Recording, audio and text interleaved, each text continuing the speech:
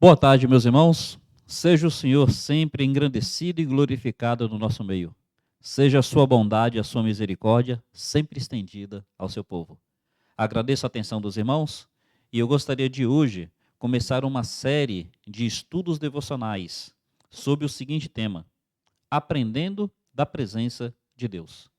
Meus irmãos, eu gostaria de trazer alguns estudos que fossem um tanto profundos nas Escrituras, esperamos ser assim, mas ao mesmo tempo devocionais, que venha falar não apenas à mente, mas também ao coração. E nós queríamos abordar esse tema que é tão rico, que é tão precioso e que é tão agradável quando nós realmente vivenciamos essa realidade. Aprendendo da presença de Deus. Eu queria começar com este verso que apresentarei a vocês, Salmo 16, versículo 11. Diz assim: Far-me-ás ver a vereda da vida, na tua presença há plenitude de alegria, a tua mão direita, delícias perpetuamente. O salmista está dizendo que na presença de Deus há plenitude de alegria. O salmista está dizendo que se Deus estiver com ele, se ele estiver com Deus, a sua alma estará plenamente satisfeita e abundante.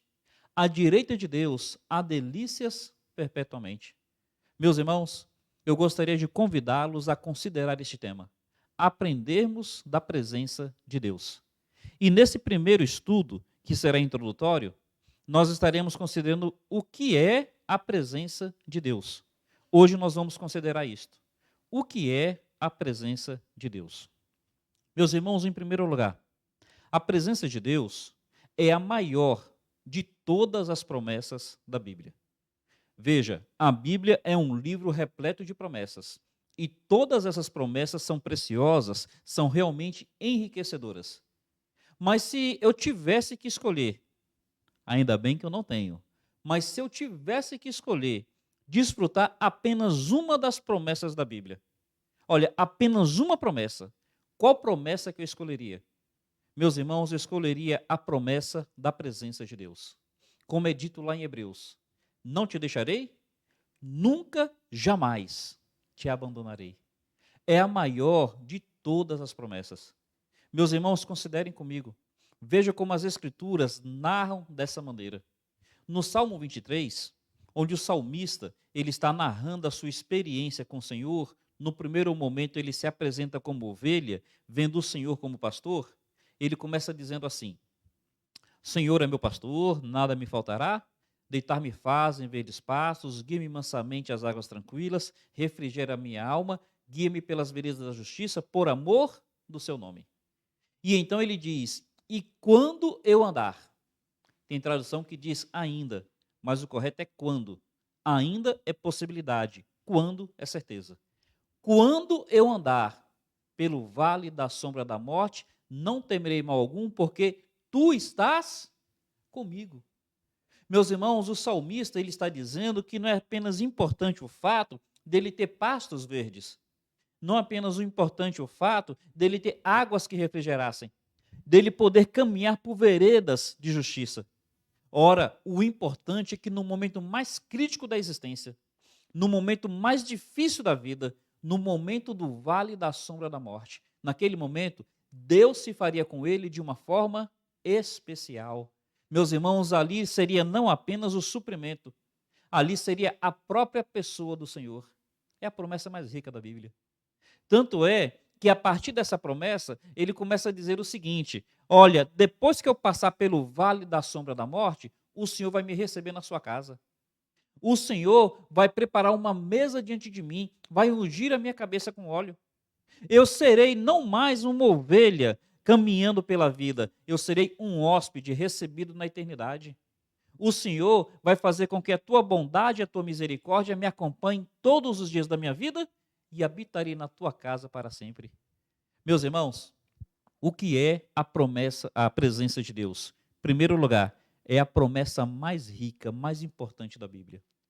Jesus Cristo, quando ele vai falar sobre o céu, ele diz em João 14: Não se turbe o vosso coração, credes em Deus, crede também em mim. Na casa de meu pai há muitas moradas, se não fosse assim, eu vos teria dito: Vou preparar-vos lugar. E ele diz: quando eu for e vos preparar lugar, virei e vos buscarei para mim mesmo. Meus irmãos, percebe? Ele começa falando da casa do Pai. Ele começa falando das moradas na casa do Pai. E ele diz que vai preparar lugar para nós nessas moradas. Mas ele diz que quando nos buscar, ele vai nos buscar em primeiro lugar, não para essas moradas, por mais ricas que elas sejam, por mais grandiosas e por mais assim convidativas que elas sejam. Ele está dizendo que vai nos levar, em primeiro lugar, não para essas moradas. Ele fala: vos buscarei para mim mesmo, para que onde eu estiver, estejais vós também. Meus irmãos, a presença de Deus, em primeiro lugar, é a maior promessa da Bíblia. E eu queria fazer uma ilustração que eu gosto de compartilhar com a igreja que eu faço parte. Imagine que você vai sair em lua de mel. E nessa lua de mel, você irá para um local paradisíaco, um local realmente fenomenal, que atrai os nossos olhos, que nos encanta pela sua beleza. E nessa lua de mel, nesse local paradisíaco, você estará no hotel 5 estrelas. Aquele hotel com tudo suprido. Aquele hotel, assim, realmente, me permitam dizer, show de bola. Você estará ali com tudo pago. E você vai ter uma lua de mel longa, 30 dias. Só tem um detalhe: o seu cônjuge não vai com você. Pensa bem, é um local paradisíaco, é um hotel 5 estrelas, tudo gratuito, e é um período longo, 30 dias. Só tem um detalhe: o seu cônjuge não vai com você. É lua de mel? Continuaria sendo lua de mel? Por melhor que fosse o local, por mais agradável que fosse o ambiente, ainda que fosse tudo gratuito e ainda que fosse o período longo, concorda que se o seu cônjuge não estiver com você, não é lua de mel? Porque o que faz a lua de mel não é o lugar. O que faz a lua de mel é a companhia. O que faz a lua de mel é a presença. Meus irmãos, a maior delícia do céu não é o céu em primeiro lugar. Não é o fato de serem ruas de ouro. Não é o fato de nada contaminado penetrar. A maior riqueza do céu, a maior delícia é a presença eterna do nosso Senhor, louvado seja Ele. O que é a presença de Deus? Em primeiro lugar, é a maior promessa da Bíblia. Precisamos aprender dessa presença. Nessa primeira lição, estamos refletindo o que é ela. No decorrer das outras lições, perceberemos outros aspectos. Mas, meus irmãos, considerando que é a maior das promessas, é uma realidade que pode ser desfrutada em vida. Meus irmãos, não é apenas uma realidade que nós desfrutaremos plenamente no céu. É uma realidade que nós já podemos desfrutar em nossa vida. E, meus irmãos, é a segurança mais motivadora da Bíblia.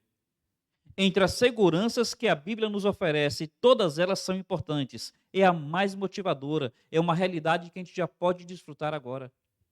Quando Deus ele aparece a Josué, Moisés, ele já não está mais entre eles. Josué, então, tem a grande responsabilidade, a árdua tarefa, o grande desafio de introduzir o povo de Israel na terra prometida. Deus vai motivar Josué. Deus vai trazer uma segurança para Josué. E Deus diz assim para Josué: esforça-te e tem bom ânimo, porque eu sou contigo. O que vai fazer Josué se encorajar? O que vai fazer Josué ficar motivado?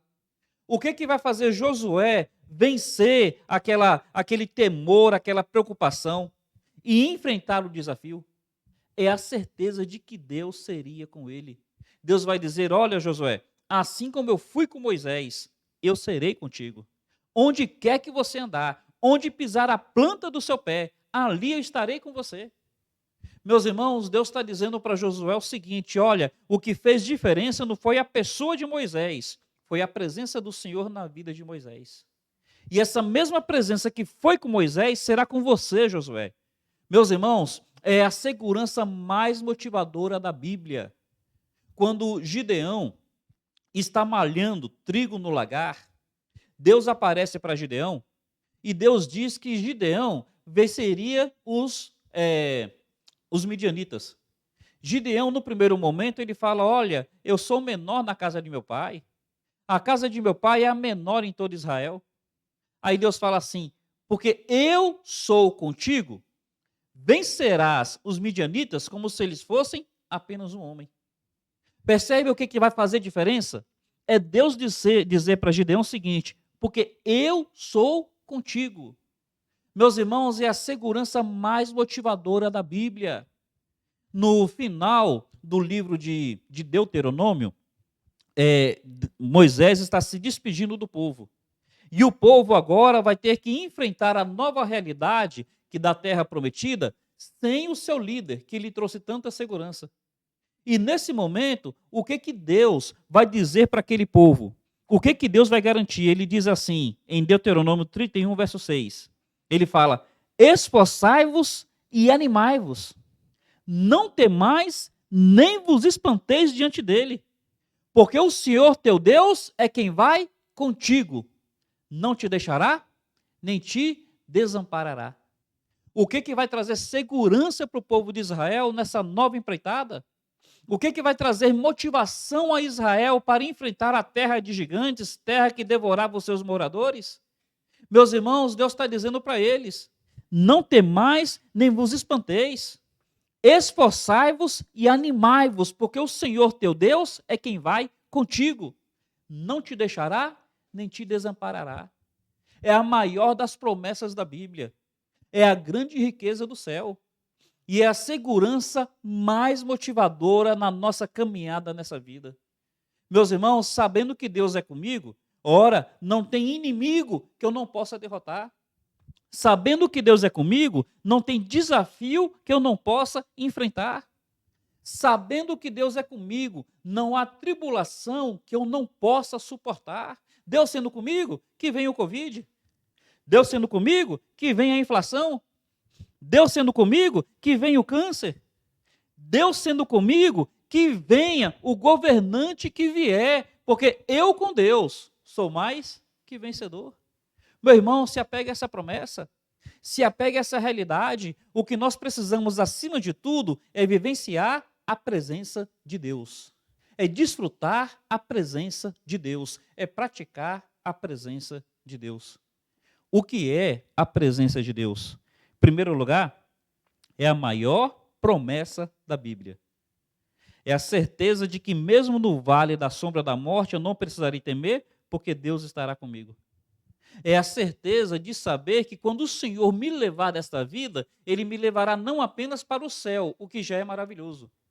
Ele me levará para a sua presença. Onde Ele estiver, estaremos nós também.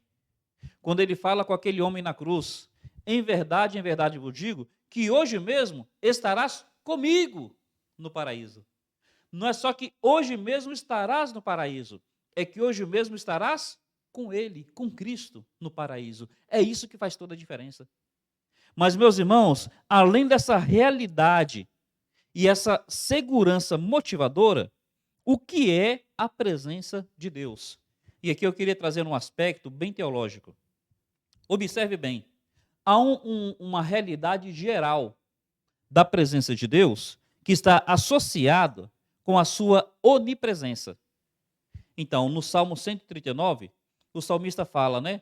Tu me sondas e me conheces, sabes do meu assentar, do meu levantar, antes que a palavra chegue à minha boca, tu já conheces por inteiro.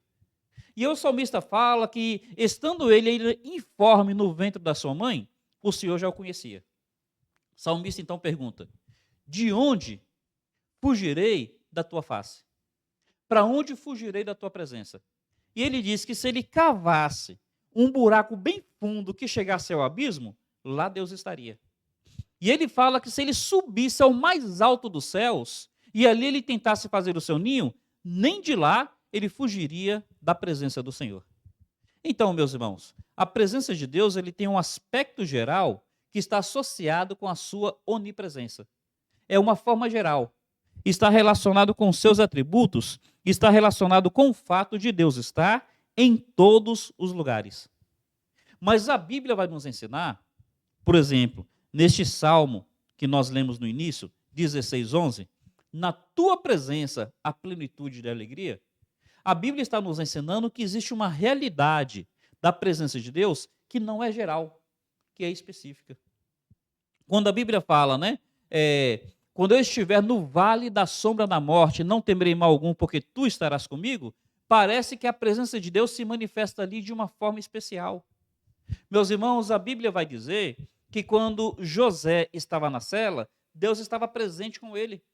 Quer dizer, Deus sempre esteve presente com José, mas parece que naquele momento houve uma porção especial da presença de Deus, não apenas pela sua onipresença. Quando aqueles 3 homens, Sadraque, Mesaque, Abidnego, foram jogados na fornalha de fogo, fala que o anjo do Senhor, Jesus Cristo no Velho Testamento, se manifestou ali. Quer dizer, ele como onipresente já estava com aqueles homens o tempo inteiro.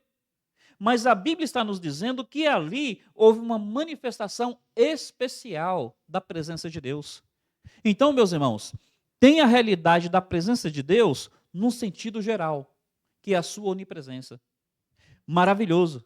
Saber que a majestade de Deus, a glória de Deus, a sabedoria de Deus, a santidade de Deus, o conhecimento de Deus está em todos os lugares. É maravilhoso. Que em momento algum isso seja diminuído. Mas, meus irmãos, existe uma manifestação especial da presença de Deus. Não no sentido geral, no sentido específico. Existe uma manifestação pessoal, íntima, relacional de Deus. Quando fala que Deus esteve com aquela pessoa, foi uma manifestação íntima, uma manifestação pessoal, foi uma manifestação relacional. Então veja bem, Deus, ele está em todos os lugares.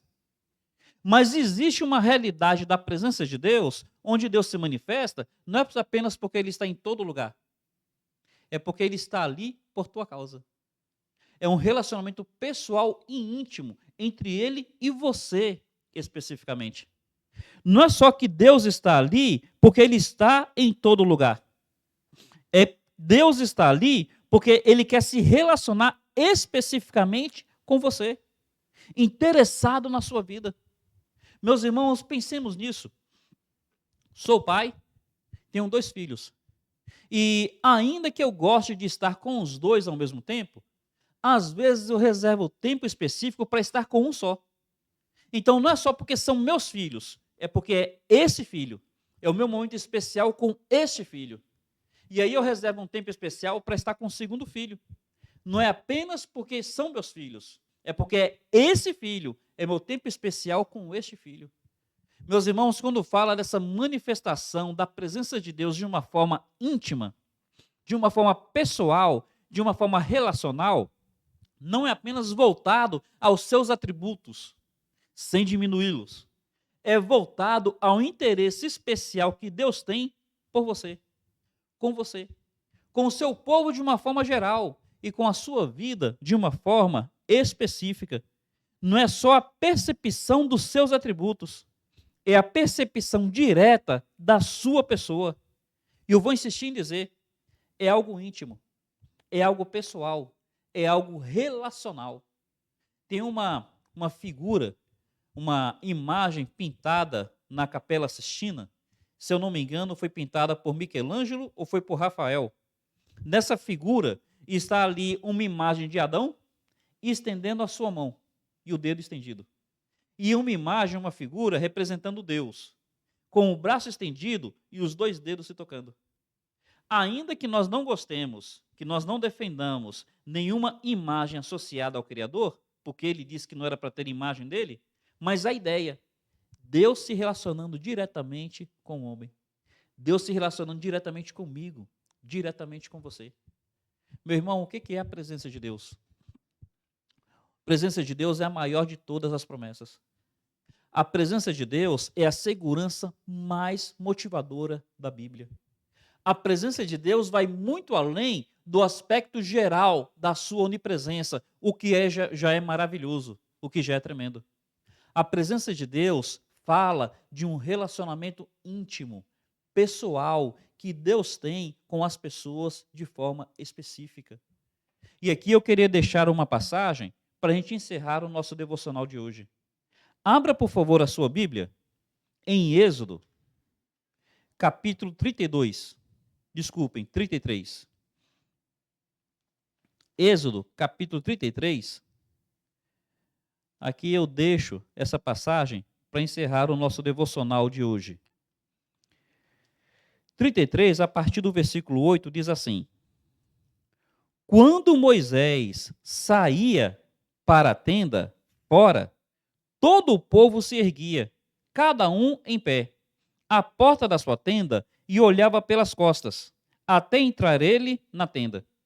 Uma vez dentro, Moisés da tenda, descia a nuvem, a coluna de nuvem, e punha-se à porta da tenda.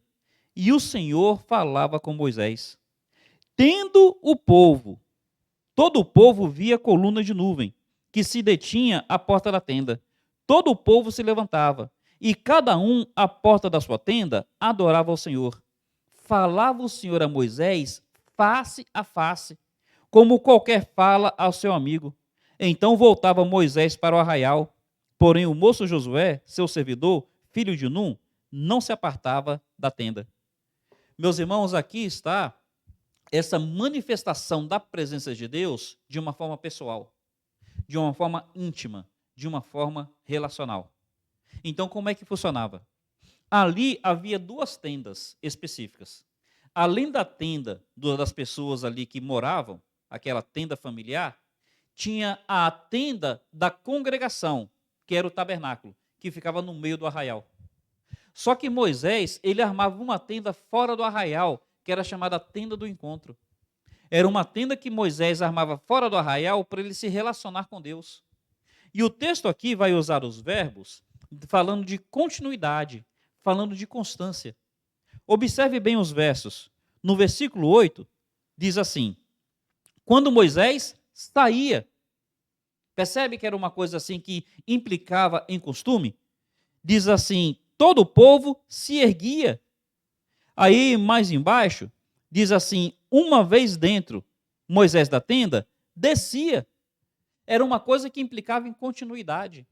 Moisés, ele se relacionava com Deus, com a presença de Deus, não apenas no aspecto geral da sua onipresença, mas no aspecto especial, específico, de relacionamento e de intimidade. Meus irmãos, nós precisamos conhecer mais da presença de Deus. Conhecer não apenas no nosso intelecto, conhecer não apenas na nossa teologia, conhecer na nossa prática, na nossa vivência. É a maior de todas as promessas da Bíblia. Meus irmãos, é a realidade mais motivadora das Escrituras. E, meus irmãos, é algo que nós podemos praticar, que nós podemos vivenciar, que nós podemos e devemos experimentar. Que o Senhor, em graça e em bondade, nos ajude a viver essa realidade, nos ajude a viver a sua presença, a praticar a sua presença, a experimentar a sua presença.